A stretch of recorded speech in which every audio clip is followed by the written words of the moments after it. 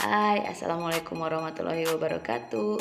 Balik lagi di channel aku, Catatan Adifa. Sebelum lanjut, jangan lupa di subscribe ya. Di video kali ini aku akan ngejelasin tentang keragaman budaya sebagai identitas nasional. Indonesia merupakan negara kepulauan. Oleh karena itu, kemajemukan di Indonesia merupakan suatu keniscayaan dan keberadaannya telah kita rasakan. Ribuan pulau yang ada di Indonesia dipisahkan oleh lautan sehingga menghambat hubungan antar masyarakat dari berbagai pulau. Masyarakat yang ada di setiap pulau tumbuh dan berkembang sesuai dengan kebiasaan dan kebudayaannya masing-masing, sehingga mereka memiliki ciri khasnya sendiri. Selain kondisi geografis, Indonesia yang berbentuk kepulauan, bentuk muka bumi Indonesia juga bervariasi, seperti dataran rendah, dataran tinggi, pegunungan, dan wilayah pesisir.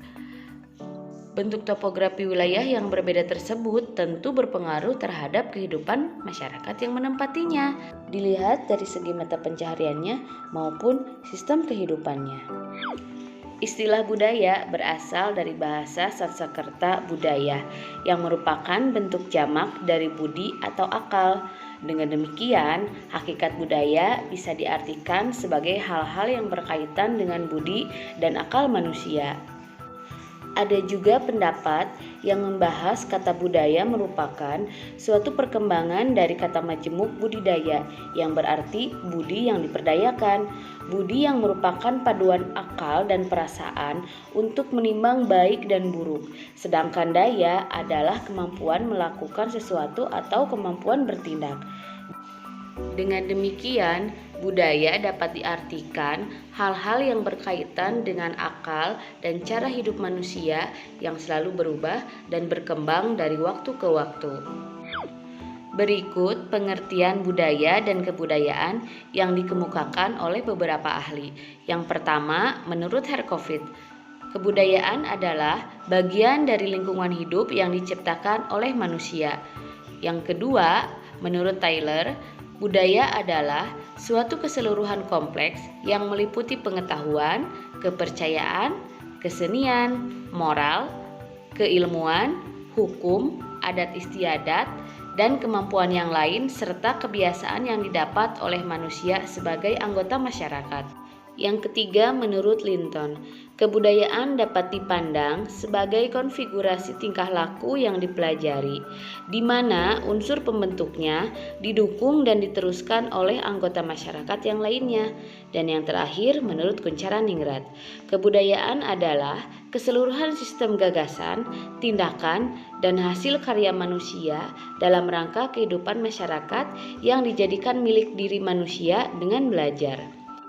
Nah, berdasarkan beberapa pengertian kebudayaan menurut para ahli, dapat kita simpulkan bahwa kebudayaan merupakan seluruh hasil karya, rasa, dan cipta manusia, baik berupa gagasan, tindakan, serta hasil benda yang menjadi milik masyarakat. Setiap kebudayaan yang dimiliki oleh bangsa memiliki unsur-unsur yang bersifat kesatuan. Nah, terdapat 7 unsur kebudayaan yang dianggap sebagai cultural universal. Di antaranya adalah yang pertama, peralatan dan perlengkapan hidup manusia. Unsur ini terdiri atas pakaian, perumahan, alat-alat rumah tangga, senjata, alat-alat produksi, maupun transportasi. Yang kedua, mata pencaharian dan sistem ekonomi. Unsur ini meliputi pertanian, peternakan, sistem produksi, maupun sistem distribusi. Yang ketiga, sistem kemasyarakatan. Unsur ini terdiri atas sistem kekerabatan, organisasi politik, sistem hukum, maupun sistem perkawinan. Yang keempat, bahasa yang meliputi bahasa lisan maupun bahasa yang tertulis. Yang kelima, kesenian yang berupa seni rupa, seni suara, maupun seni tari. Yang keenam, sistem pengetahuan dan teknologi. Unsur ini meliputi pengetahuan alam, pengetahuan sosial, perbintangan, pertambangan, maupun komputer. Dan yang terakhir adalah religi ataupun sistem kepercayaan. Berikutnya adalah interaksi budaya yang dibagi menjadi 3 kategori. Yang pertama ada yang disebut dengan akulturasi. Akulturasi merupakan penggabungan 2 unsur budaya tanpa menghilangkan unsur budaya lama.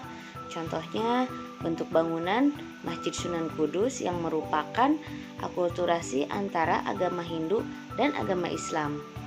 Yang kedua, ada yang disebut dengan asimilasi, yang merupakan penggabungan 2 unsur budaya atau lebih yang ditandai dengan hilangnya unsur budaya lama dan membentuk suatu kebudayaan baru. Contohnya, warga etnis Tionghoa yang sudah lama tinggal di Indonesia. Nah, mereka bisa berbicara bahasa Indonesia dengan fasih. Bahkan dialek Tionghoa yang biasa mereka pakai sudah tidak asli lagi karena sudah terpengaruh dengan bahasa Indonesia. Nah, interaksi budaya yang terakhir ada yang disebut dengan amalgamasi, yang merupakan proses penggabungan 2 atau lebih ras dan budaya melalui proses perkawinan. Contohnya perkawinan antar suku ataupun juga perkawinan antar negara. Oke deh, cukup sekian penjelasan kali ini tentang keanekaragaman budaya sebagai identitas nasional. Semoga bermanfaat, selalu jaga kesehatan. Terima kasih. Wassalamualaikum warahmatullahi wabarakatuh.